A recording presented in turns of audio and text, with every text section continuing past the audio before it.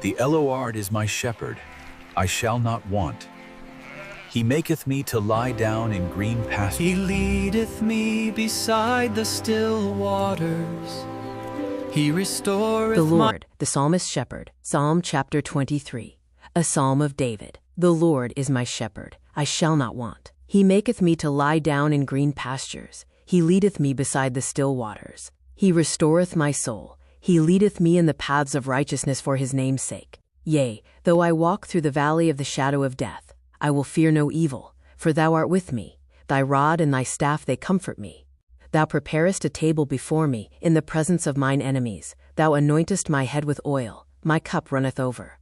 Surely goodness and mercy shall follow me all the days of my life, and I will dwell in the house of the Lord forever. He leadeth me beside the still waters. He restoreth my